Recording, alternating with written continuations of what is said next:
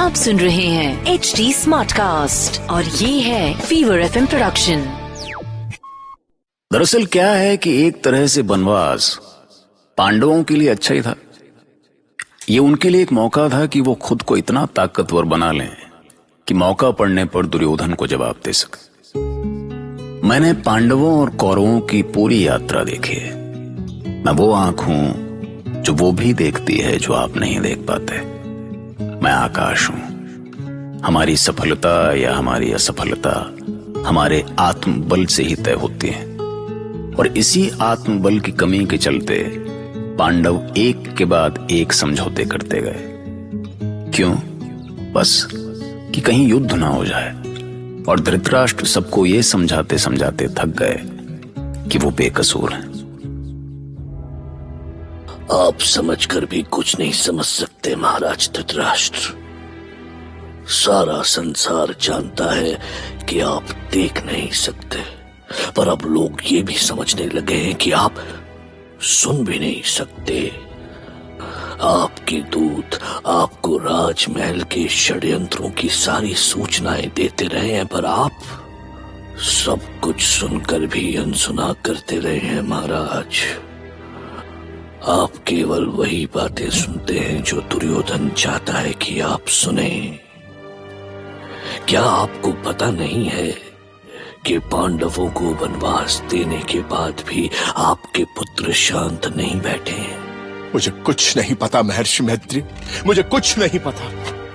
मैं वैसा नहीं हूं जैसा आपने सोच लिया है। मैं कितनी बार कहूं कि मैं पांडवों का कल्याण चाहता हूं। आप क्या चाहते हैं और क्या नहीं, ये किसी से छुपा नहीं है महाराज। मैं क्या करूं महर्षि? मैं ऐसा क्या करूं कि लोग मेरे मन को, मेरी भावनाओं को समझ सके? जो आपकी अंतरात्मा में है ही नहीं, उसे कोई कैसे समझ सकता है महाराज? अब मैं आपको कैसे बताऊं महर्षि? इसमें कोई संदेह नहीं कि मैं दुर्योधन से प्रेम करता हूं, पर उसके लिए मेरा प्रेम पांडवों के प्राणों से बढ़कर नहीं है। फिर भी यदि आपको लगता है कि दुर्योधन ने मेरी शय पर पांडवों के साथ अन्याय किया है, तो आप स्वयं उससे वार्ता कर सकते हैं। आप उसका मार्गदर्शन कर सकते हैं ऋषिवर। ठीक है महाराज,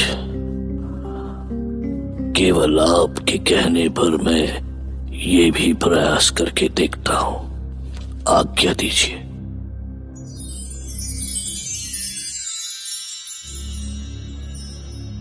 मिट्टी डालो भांजे, मिट्टी डालो। कोई कुछ भी कहता रहे, तुम वही समझना जो तुम्हारे मन में है। मेरे मन में तो वही है मामा जो आपके मन में है। अब भला मैं आपसे अलग सोच भी कैसे सकता हूँ मामा?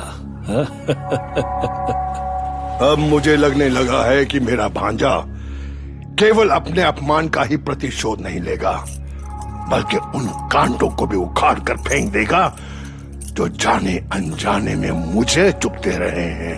क्षमा करे कुमार, महर्षि मैत्रेय आपसे मिलना चाहते हैं। अब थोड़ा प्रवचन भी सुन लो भांजे। ऋषि है ऋषि, ज्ञान ध्यान की बड़ी बड़ी बातें तो करेगा ना, बस तुम थोड़ा धीरज रखना। अब कुछ और मत सुनाओ शकुनी। तुम दुर्योधन के मन में पहले ही बहुत विष घोल चुके हो। महर्षि, आपको जो भी कहना है मुझसे कहिए, मुझसे। मामा को रोकने का आपको कोई अधिकार नहीं है। आवाज ऊंची मत करो दुर्योधन, अन्यथा अनर्थ हो जाएगा। शांत शांत शांत भांजे, शांत। महर्षि क्रोधित है, इनकी बातें धैर्य से सुनो। ठीक है, कहिए महर्षि, अब क्या चाहते हैं ये पांडव? मेरा उपहास कर रहे हो दुर्योधन? नहीं महर्षि, आपका उपहास करके मुझे मिलेगा भी क्या? मेरे कहने का अर्थ केवल ये है कि यदि आप पांडवों के पक्ष में कुछ कहना चाहते हैं तो। मैं पांडव नहीं, न्याय का पक्षधर हूं दुर्योधन, और सदैव न्याय का ही पक्ष लूंगा। और इतना जान लो कि तुम पांडवों के विरुद्ध जो षड्यंत्र रच रहे हो वो तुम पर भारी पड़ेगा। यदि तुम अपना और अपने कुल का भला चाहते हो दुर्योधन, तो ये शत्रुता भुला दो।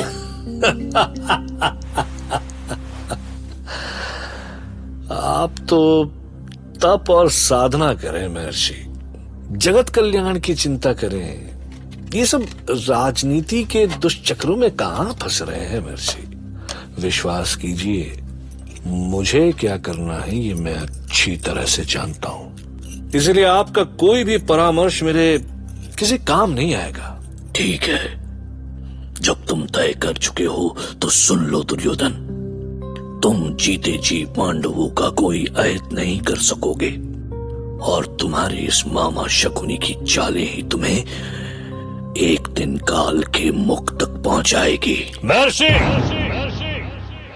मुझे कौन काल के मुख तक पहुंचाएगा ये अभी तय नहीं हुआ, पर कहीं ऐसा ना हो कि मैं आपको अभी इसी क्षण काल के मुंह में पहुंचा दूं। दुष्ट दुर्योधन, तूने एक ऋषि के सामने अपनी जंगा ठोककर उसका अपमान किया है। मैं ऋषि मैत्रेय अपने संपूर्ण अर्जित तपोबल से तुझे शाप देता हूँ कि द्यूत सभा में हुई भीम की प्रतिज्ञा एक दिन सच होगी। युद्ध में भीम तेरी इसी जंघा को अपनी गदा से चूर चूर कर तुझे यमलोक पहुंचाएगा, यमलोक पहुंचाएगा तुझे दुर्योधन।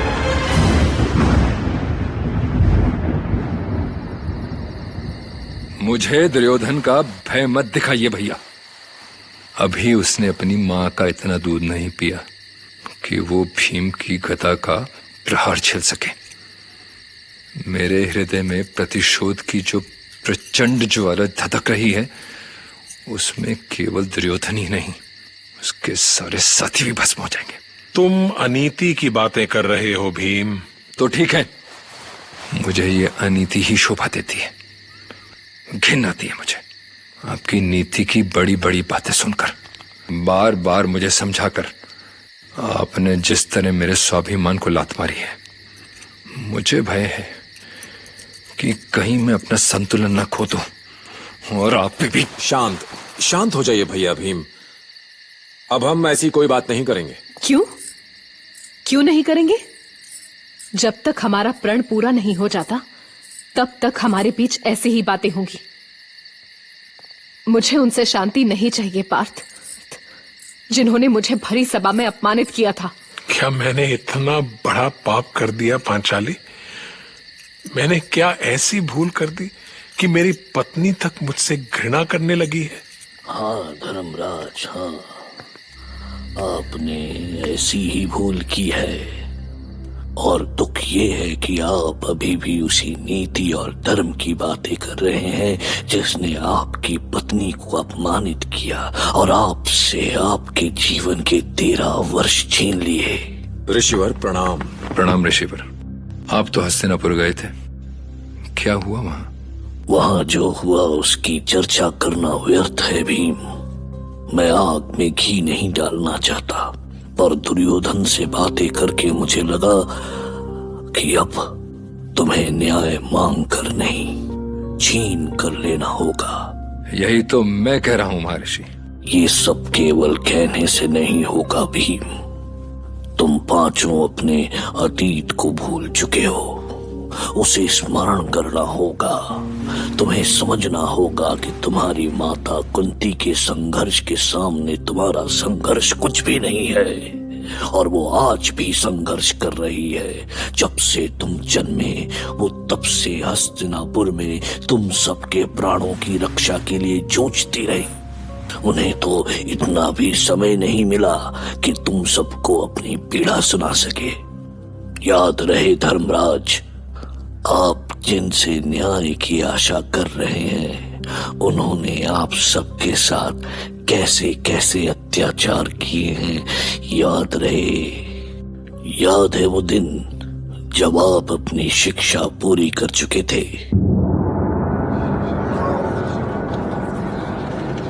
मैं गंगा पुत्र भीष्म आज की सभा को सूचना देना चाहता हूं कि पांडव कुमार अपनी शिक्षा पूरी कर चुके हैं।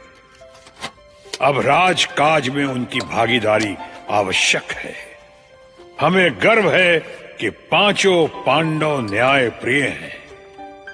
मुझे पूर्ण विश्वास है कि ज्येष्ठ कुमार युधिष्ठिर में राजा होने की सारी योग्यताएं हैं। इसलिए भरत वंश की परंपरा के अनुसार मैं कुमार युधिष्ठिर को हस्तिनापुर का युवराज घोषित करता हूं। युवराज युधिष्ठिर की जय! युवराज युधिष्ठिर की जय!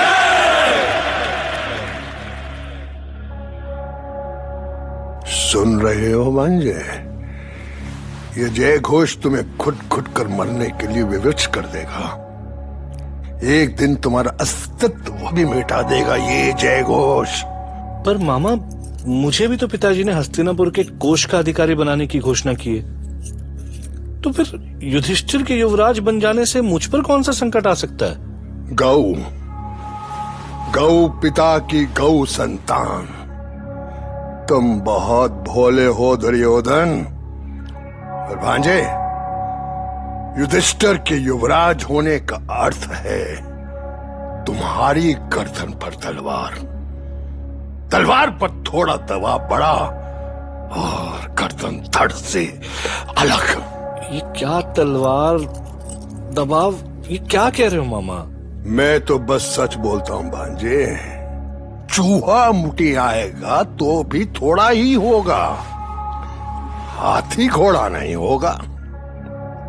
कोषा अधिकारी हमेशा कोषा अधिकारी ही रहता है, जबकि युवराज एक दिन राजा बन जाता है। और यदि युधिष्ठिर राजा बन गया तो जब चाहे तुम्हारे कूले पे लात मारकर तुम्हें हस्तिनापुर से बाहर फेंक सकता है। अच्छा, ये तो मैंने सोचा ही नहीं था।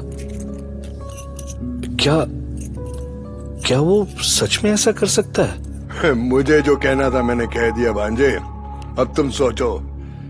पितामह तो कभी तुम्हारा भला सोच ही नहीं सकते। जिसने तुम्हारे पिता के बारे में नहीं सोचा वो तुम्हारे बारे में कैसे सोच सकता है? तुम्हें पता है ना कि तुम्हारे पिता श्री को उन्होंने केवल इसीलिए सिंहासन पर नहीं बिठाया क्योंकि वो अंधे थे। उनके छोटे भाई पांडु को राजा बना दिया उन्होंने, और अब देखो। सही कह रहे हो मामा। पितामह ने तो कभी हमारे लिए अच्छा सोचा ही नहीं, हमेशा हम पर क्रोध किया है। मामा, मुझे तो उनकी नीयत में ही खोट दिखती है। तुम उनकी नीयत की बात कर रहे हो भांजे?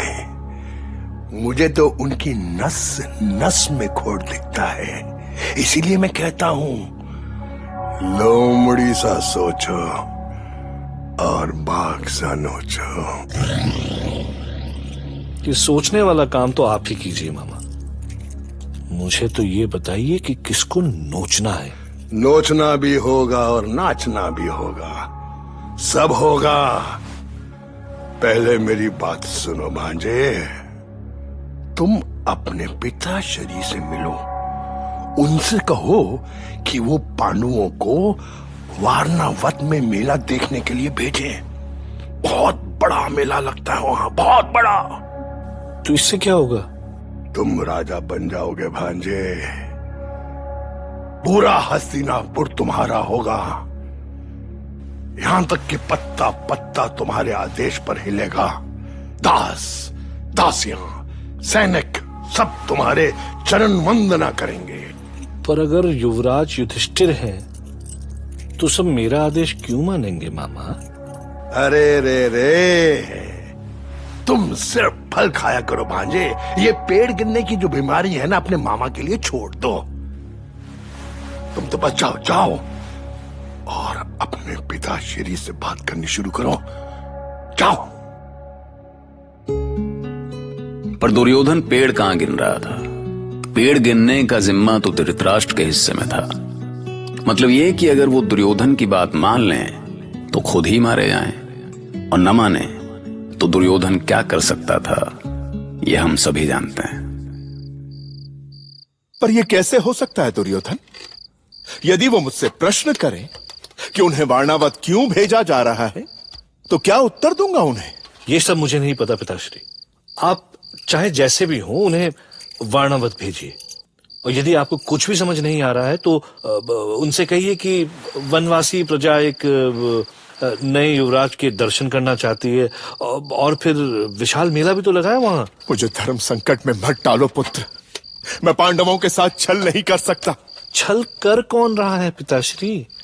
अब तो युधिष्ठिर युवराज भी बन गया है, अब उसके साथ छल क्यों करूंगा? आप बिना विचार किए उन्हें शीघ्र ही वारणावत भेजें, नहीं तो कुछ दिन और इनके सामने रहा तो मेरा सिर फट जाएगा पिताश्री।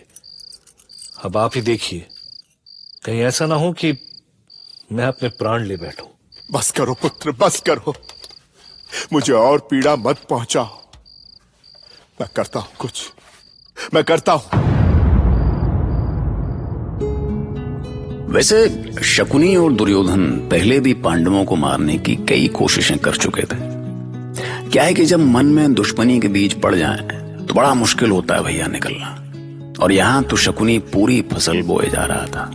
पर गुरु, क्या कभी ये सोचे हो कि दुश्मनी केवल सामने वाले को ही नहीं, हमको भी मिटा देती है।